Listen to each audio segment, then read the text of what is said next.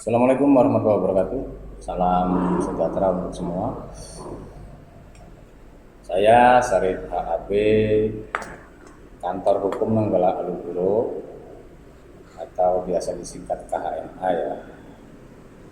Di medsos YouTube Sekret Finansial di bawah pimpinan Bapak Ahmad Junaidi SH yang merupakan seseorang yang berupaya memberikan pencerahan kepada masyarakat, khususnya di beberapa tahun terakhir berkaitan dengan keresahan-keresahan akibat atau karena layanan pinjaman, khususnya pinjaman online, termasuk beberapa hal-hal yang lainnya ya. Di antaranya juga berkaitan dengan CC, KTA, leasing, pinjaman umum di perbankan, pinjaman pada perorangan, pada mohon maaf koperasi, mohon maaf juga pada rentenir atau pihak-pihak pemberi layanan lah, intinya seperti itu ya. Banyak pencerahan, banyak edukasi dan pengetahuan yang bisa didapat dari pencerahannya beliau.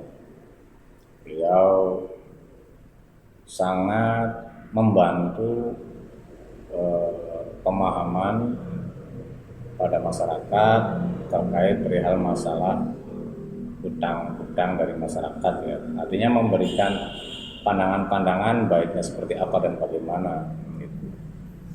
Itu yang saya sendiri secara pribadi nilai pada beliau, kagum dengan beliau. Terima kasih Pak Jun, khususnya ya yang biasa disebutnya Pak Jun. Kali ini saya coba memberikan bukan memberikan pandangan, saya coba mengevaluasi hal-hal yang masih marak terjadi dan bahkan ada hal-hal yang dikategorikan seolah-olah menggiurkan, tapi jangan salah, itu sesuatu yang akan menjerat tanpa sadar. Ini berkaitan dengan konten-konten video di beberapa medsos khususnya, ataupun konten-konten yang dimunculkan oleh beberapa konten kreator berkaitan dengan bantuan layanan pinjaman, atau saya sebut secara langsung peranan joki pinjaman, khususnya di pinjaman online. Banyak sekali di medsos yang membuka ruang itu. Padahal gini loh ya, kalau kita pahami secara khusus,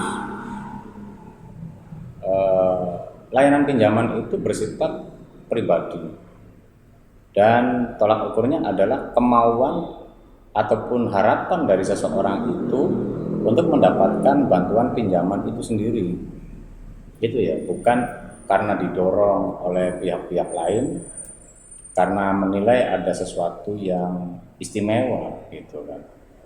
Karena yang kami pahami, beberapa oknum joki pinjol itu dia hanya akan membantu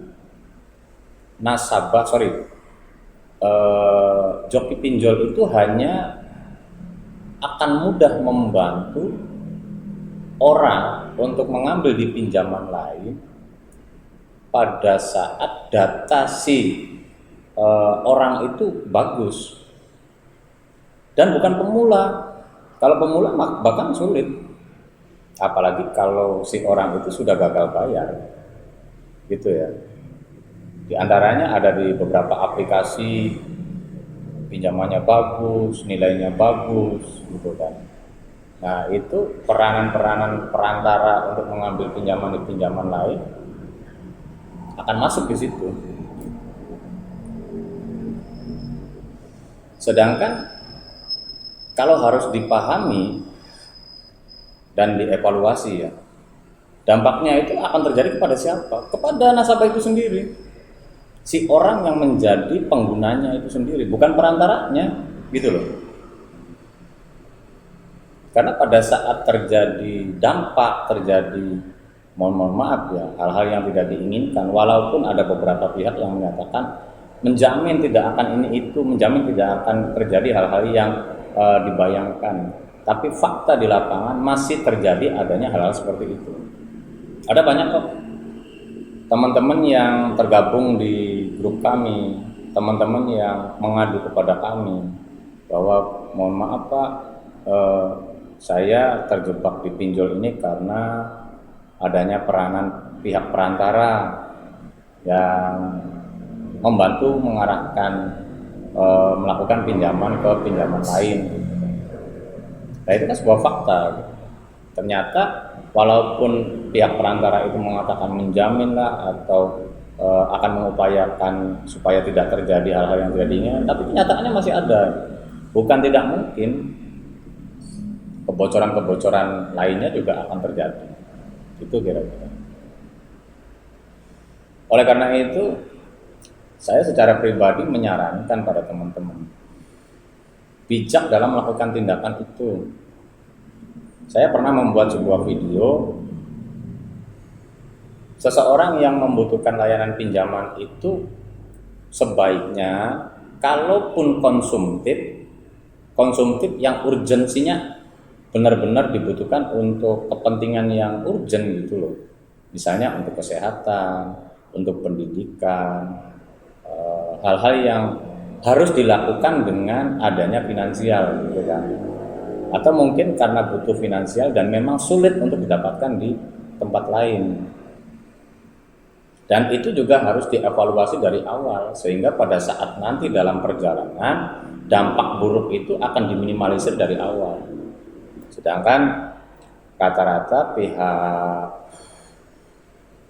perantara itu membantu hanya untuk kepentingan mohon maaf ya, untuk mendapatkan sesuatu gitu loh. Walaupun ada beberapa konten kreator yang menyatakan kita punya tagihan di pinjaman A, nah lalu kita akan tutup dengan menggunakan pinjaman B. Statusnya sama enggak?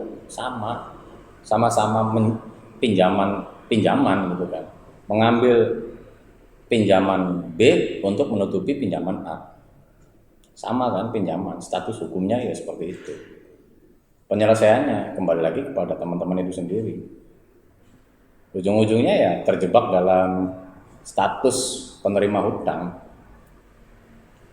Dan pemikiran bahwa teman-teman akan terjebak dalam pemikiran itu tidak hanya sekarang, saya berani jamin. Karena akan ada kepercayaan di mana bahwa hutang itu wajib dibayar. Sehingga suatu ketika akan muncul, aduh iya ya, saya itu sebetulnya dulu punya hutang yang belum terbayarkan. Dulu itu saya pernah punya hutang yang belum terselesaikan. Akibat A, akibat B, akibat C. Itu yang menjadi tolak ukurnya.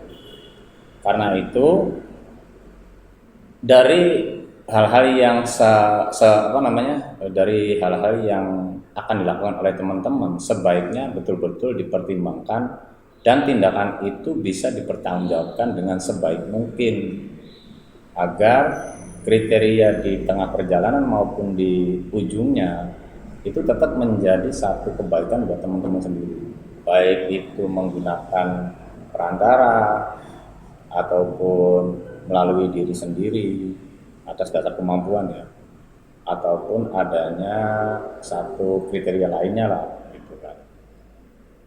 Dan saya sendiri mohon maaf ya tidak mengesampingkan peranan siapapun, baik itu peranan perantara atau yang biasa disebut joki gitu kan. Silakan saja, mereka punya karakteristik dan punya kriteria masing-masing ya. Dan tentu pertanggungjawabannya juga akan diminta secara langsung maupun tidak langsung. Artinya secara langsung itu pada saat terjadi satu hal yang tidak sesuai, ataupun suatu ketika akan munculnya kesadaran bahwa ada sesuatu yang kurang tepat gitu. Dari situ saya mencoba memahami. Saya pun tidak menutupi kok. Ada beberapa teman-teman saya yang ternyata dia adalah seorang joki. Iya, saya nggak nutupin. Nah, dan dalam hal ini pun begini, saya menyampaikan bahwa kalau melakukan sebuah tindakan, tentu pertanggungjawabannya harus jelas. Jangan sampai kita jangan sampai kita melakukan sesuatu yang seolah-olah sesuatu yang kita lakukan itu hanya seketika dan tidak ada pertanggungjawaban. Karena saya meyakini bahwa setiap tindakan yang kita lakukan itu pasti akan ada tuntutan pertanggungjawaban, baik sekarang, esok, lusa, atau nanti. Itu saya mempercayai dan meyakini itu. Ya, terlepas dari pemikiran teman-teman ataupun dari, mohon maaf, pihak perantara yang seperti apa dan bagaimana, ya silakan saja. Karena itu saya kembali lagi menyarankan ya, setiap tindakan baik dari perantara, baik dari masyarakat maupun siapapun lah, setiap tindakan yang akan dilakukan itu betul-betul harus bisa dipertanggungjawabkan, baik itu prosesnya, baik itu nanti dalam perjalanannya maupun sampai titik akhir penyelesaian. Nah, ada beberapa yang mungkin bersinergi dengan kriteria pertanggungjawaban itu, ya silakan teman-teman bisa pertimbangkan, bisa pertimbangkan. Kalaupun menilai bahwa ada urgensinya karena kepentingan, karena hal-hal yang betul-betul urgent, ya silakan. Kembali lagi yang mempertimbangkan adalah pemikiran teman-teman, hati teman-teman, dan tolak ukur dari teman-teman sendiri. Itu yang coba saya ungkapkan ya, saya sampaikan. Mudah-mudahan hal ini bisa menjadi pandangan bijak buat teman-teman, sehingga apa yang akan dilakukan oleh teman-teman ini betul-betul bisa menjadi satu tindakan yang dapat dipertanggungjawabkan, baik sekarang, esok, ataupun nanti sampai adanya titik penyelesaian ataupun tujuan yang dimaksud, gitu ya kira-kira. Semoga ungkapan saya tidak jauh dari koridor dan mudah-mudahan ada bermanfaat. Sekali lagi, mohon maaf apabila ada hal-hal yang kurang tepat untuk semuanya. Saya tidak ada unsur apapun, hanya sekedar ingin menyampaikan sesuatu yang mudah-mudahan bisa bermanfaat buat teman-teman. Terima kasih untuk semuanya. Wassalamualaikum warahmatullahi wabarakatuh. Salam.